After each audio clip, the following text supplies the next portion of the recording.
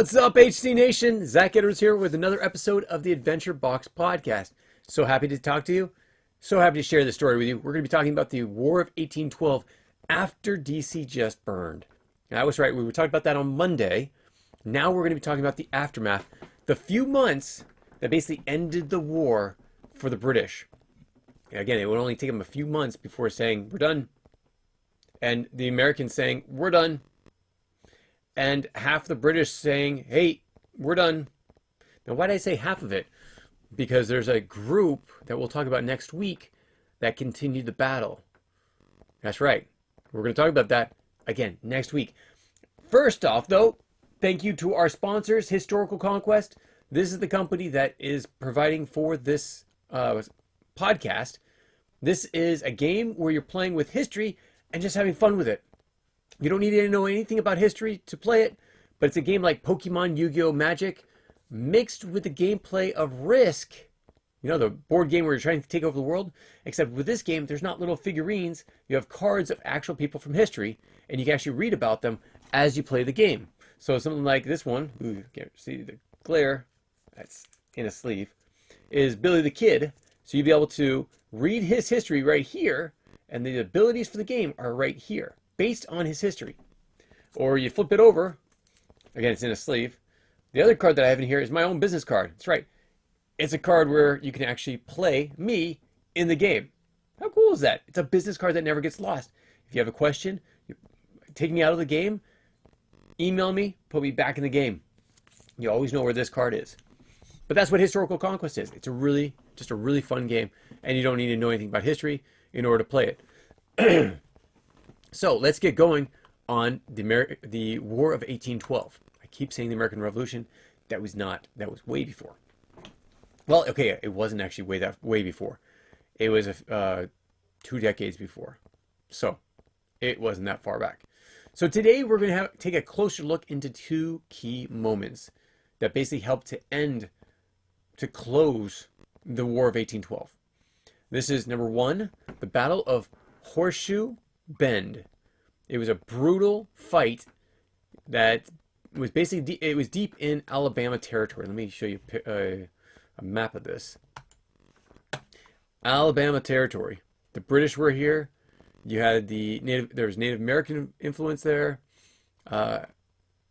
And you had someone from Tennessee that came down to fight in it. What was his name? His name was Andrew Jackson. And this was basically what made him a national hero. Now, Andrew Jackson's forces defeated Red Stick Creeks. That is the Native American group, ending a major Native American resistance movement in the South. Now, the second thing we're going to be talking about is the Treaty of Ghent, signed months after Europe basically said, okay, we're done. And the United States saying, okay, we're done. But what did that mean? Well, we're going to be talking about the treaty because it gives you the terms of what they're agreeing to. And it's very important because, again, we had the trade routes shut down by blockades by the British. At the same time, we're the ones that instigated the whole war. So from battlefield triumphs to diplomatic negotiations, these 2 events helped seal the fate of our native nation. It secured the American territories and launched a new chapter in U.S. history, which also means allowing them to go west. So let's get into this. Let's start talking about the Battle of Horseshoe Bend and the end of the Creek Wars. Now, give you a little bit of background. To understand the Battle of Horseshoe Bend, we need to step back and look at the Creek War, which basically unfolded within the larger War of 1812. So you had the British fighting the Americans fighting the British. A lot happening up in Canada. The British in 1814 brought it straight to DC. Americans didn't believe that was going to happen. But what was happening down south? Well, you had a lot of the Native Americans that were fighting back against losing their land. It's their right. You're going to take their land. They're going to fight you back for it. 100%. Totally in their right. Now, the Creek Nation, or another name for them was the Muskogee, was a powerful confederation of Native American tribes. Basically a group of Native American tribes from Georgia and Alabama. Now, interesting enough, I don't actually have it in my notes that this was the Cherokee Nation, which was prevalent in Georgia, and the Carolinas at the time. But I'm expecting there was some support there as well. I just don't remember. I don't have it in my notes, so don't quote me on that. But Alabama and Georgia, this is where the Creek Nation, the Confederacy, was established. But by the 1813 period, the Creek had split. You had the Lower Creek, who sought peace and accommodations with the U.S. Then you had the Upper Creek, also known as the Red Sticks. Now, the Red Sticks rejected U.S. influence and wanted to revive its traditional ways.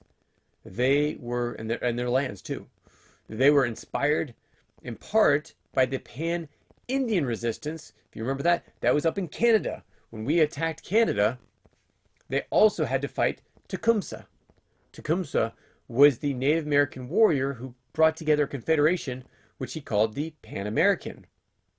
So, down south, the Creeks wanted to do the same thing. Tensions erupted into almost a civil war between the Upper and the Lower Creek Nation, and soon drew the American settlers and the militia into this. Okay, so this was not the U.S. just trying to take land. This was actually a civil war between the two groups. After the Red Sticks attacked Fort Mims in Alabama, now that was U.S.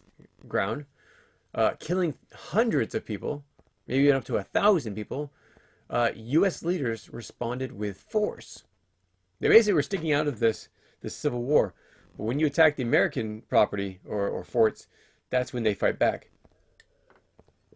Now, this is where Andrew Jackson comes in. That's right, the man Andrew Jackson. Now, let's go over who was Andrew Jackson. Now, he was from, at the point, Tennessee. He was fighting in Alabama, but he wasn't even from there. He was actually from South Carolina, born in 1767. He was a poor Irish migrant.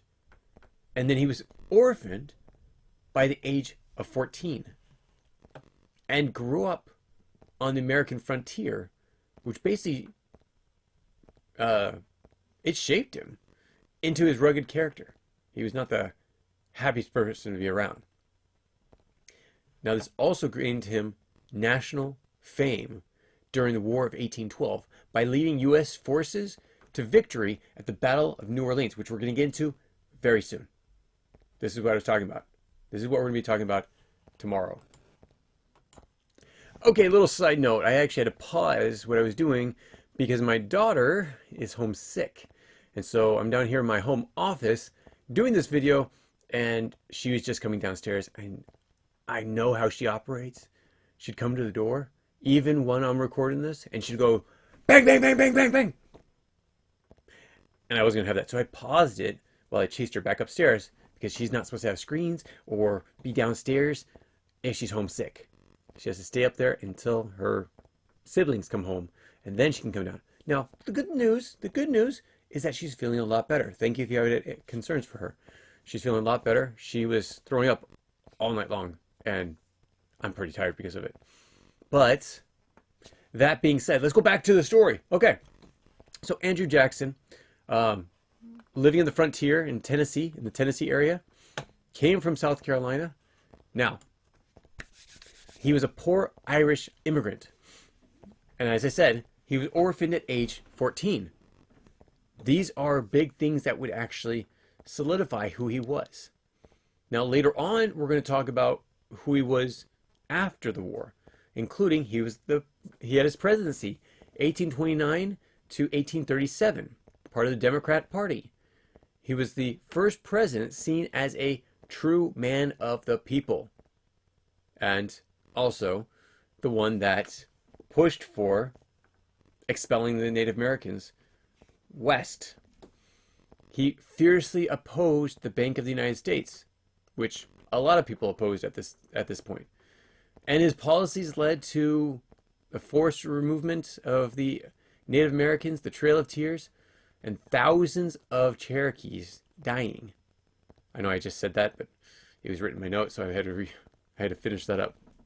So there's a lot of things to know about him, including he's actually my great grandfather, one of those greats.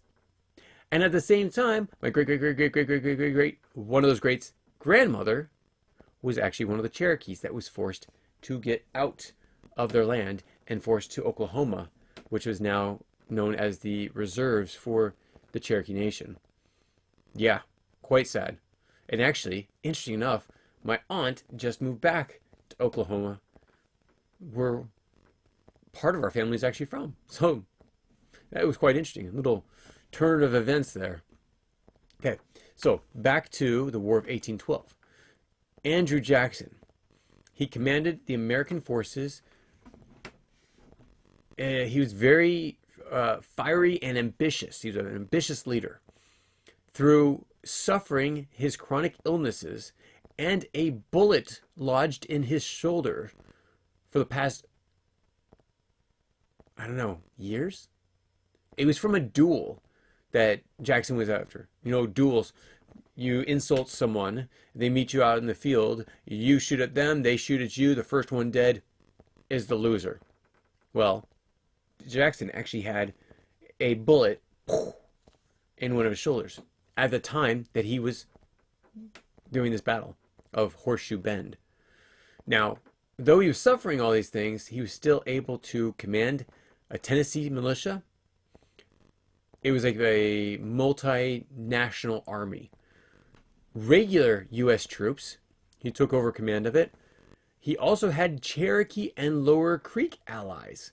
That's right, it wasn't just the American government versus the Native Americans. It was the U.S. government and two different tribes of the Native Americans against the Lower Creek or the Upper Creek and their allies. And then he even enslaved African Americans. He allowed African Americans their freedom for their services. So his mission was to defeat the Red Sticks and their resistance once and for all. And that's what he did. Done. It was March 27th, 1814. You had Jackson's army surround, it was called Toapeka, a heavily fortified Redskin village that they located and were able to take over. That's where Horseshoe Bend was. Inside were about 1,000 Red Stick warriors, led by Manoah. Now, Manoah prepared to fight to the death. Jackson launched two-pronged assaults. The first one was General John Coffee, it's an interesting name, and Native American allies to encircle them. He encircled that village behind the bend to cut off any escape. Jackson attacked from the front where the Native Americans were expecting them. Now, the whole back was completely surrounded. Then he ordered a charge. Now, this is the part that's really sad. It was a charge across the wooden barricades with bayonets. You don't survive being stabbed by these huge bayonets, or you suffer as you die. So the fighting was immense. It was close combat. The Red Stick warriors fought bravely, but they were overwhelmed. Too many soldiers and their Native American enemies. Not enemies, but not their friends. So by the end of the day, one day, over 800 Redskin warriors were dead. Red Stick warriors. I'm thinking Redskins as in football. But more than any other single battle between the Native Americans and the U.S. forces. This was the biggest loss of life for the Native Americans. But it was also a devastating and very decisive victory for Andrew Jackson, which again made him a national hero. The aftermath, this is interesting. Jackson's victory ended the Creek Wars, and the Treaty of Fort Jackson was signed later that year.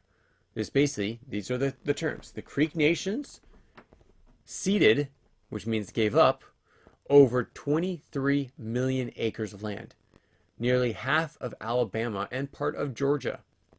Even the Creek tribes who allied with Jackson lost their land.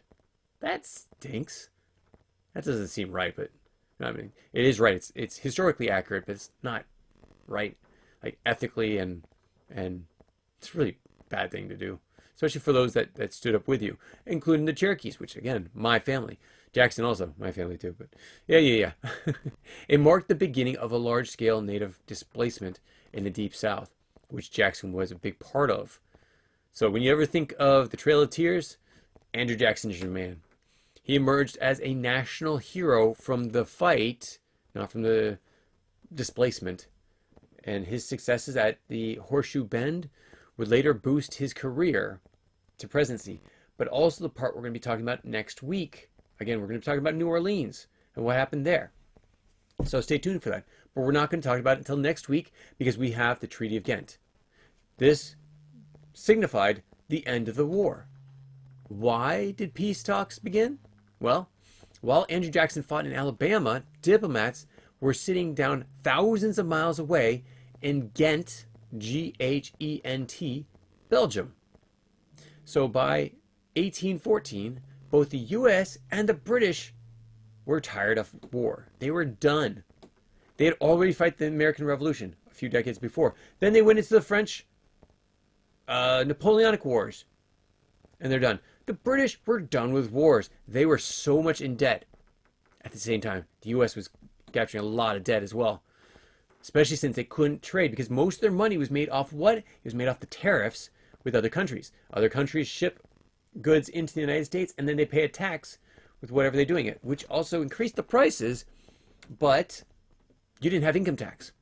You were paying on basically what you bought. If you didn't buy much, you didn't pay for much. It was great at the time. But at this point, the U.S. had suffered invasions, blockades, burning of D.C., but it also scored many victories, such as the Lake Erie, which we talked about last week, and Baltimore. And there's a few other small things, but not as much for any other things. But those were the major things that they won on. But neither side had a clear path to victory, and they saw that. So instead of fighting to the death, fighting to the end, much like you see in Russia and Ukraine, neither one of them is really picking up that much land. They negotiated. By August 1814, they had their peace. They put their hammer down. They were done. But here's the terms of the treaty. This is why both sides could actually agree on it. So after months of negotiations, the treaty was signed December 24th, 1814. Now, here are the terms. There was no territory to change hands. Okay? Except that's not 100% true.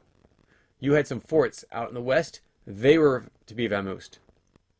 But the territories that were the United States stayed the United States. Those that belonged to Canada, the British, belonged to Canada and the British. There's no mention of impressments or military rights, actually. Here's the thing that I don't get. It's like, okay, that's why we went to war. Why didn't we negotiate that? It was the very issue that started the war was not in the treaty at all. Both sides agreed to return to the status quo, if they call it ante bella, which means how things were before the war. And the last thing, commissions were established to set boundaries and boundary disputes later. So they wanted to set the boundaries and how to resolve disputes, especially along the U.S. and Canadian border, which we're going to get to when we travel west, because as you know, Oregon and Washington was actually British territory until we negotiate out of it. We'll get to that when we get to it. But right now, our native nation, the United States, especially those who had allied with the British, were left out of the negotiations completely. Wait, what? So those who had allied with the British or with the U.S. were not part of the treaty. They were basically abandoned as British withdrew its support. Interesting. Okay, so here we go. Let's talk about the impact and legacy that this left. The Treaty of Ghent was ratified by the US Senate and the British Parliament. Now, the Senate ratified it in February 1815. So it's a 3-year war, basically. Well, 2 years and then 1 year, one time period of peace mixed with a little bit of battles, except, again, it did not end there. So even though there was no decisive win, neither side won, the war restored American confidence. Okay, because they won Baltimore, but they burned down Washington, D.C. Okay, sure. They lost Canada. The U.S. lost the battles. Not Canada. They won. Yet we still brought back our pride in the nation. Their confidence was up. After the failed invasion and the humiliation back in 1812 and 1813, that was humiliating. The victories in Baltimore, Horseshoe Bend, and later, what's going to happen next week, New Orleans, made America feel like they had defended their country's honor. And the end of the war ushered a new era of westward expansion, because the Native Americans were starting to be pushed west. And the British were no longer there providing guns for them. So, westward expansion, check. National pride, again, check. The so-called era of good feeling, basically defined by like unity and growth, at least started to surface. We're going to get that later on, because there's an actual president that puts his whole campaign on the era of good feelings. For Andrew Jackson, though, the war would catapult him from a general to a legend to a president. And for the nation, it was a chance to move forward and renew its purpose. Again, all the trade routes were open again. Things went back to normal. I can't say anything about impressment because it wasn't in the treaty. Was there impressments afterwards? Maybe. Were there impressments afterwards out of necessity? Not really. The French were defeated. The treaty was signed with the Americans. Not many reasons to impress any citizen of the United States who was a citizen of Great Britain.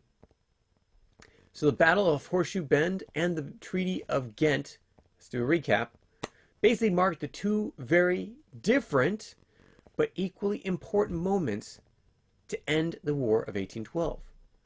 This was one of the bloody, well, no, not the bloodiest, was a bloody and violent turning point that basically shattered Native American resistance in the South and expanded U.S. control there. The end was a diplomatic end to a complex war that, while indecisive on paper, planted a seed of a strong American identity. Got an engagement question for you before I end this, because I know my daughter's coming back again, even though I threatened her with time away from screen if she came down, which she will lose screen time if she comes down here. Just saying. Okay, here's the engagement question. Was the War of 1812 a victory, a draw, or a missed opportunity? And how should we remember the moment like Horseshoe Bend today? Is it a great thing? Is it a sad thing? Is it a mixture of both? What are your thoughts on that? I would like to know how you feel about how the Native Americans were treated at this time. Put them in the comments below, please. Love to hear what you have to say. As I said before, I'm mixed when it comes to both of my genealogy, both Native American and Andrew Jackson. So I'm a little screwed up inside, I guess, over this matter. At the same time, I do actually side a little bit more with the Native Americans, but I understand what the Americans were doing. So, mixture. And I know history, being that every society, every civilization took land and lost land from other groups. There's no one that's been innocent. Even the Native Americans are not innocent of that. So, how should we see Horseshoe Bend? How should we see the Treaty of Ghent? I want to hear your thoughts. Put them in the comments below or email me. Thank you so much and have a great day. Take care, everyone. Bye. If you have any comments or questions, add them to the comments below. Otherwise, we'll see you tomorrow, actually. Take care. Bye.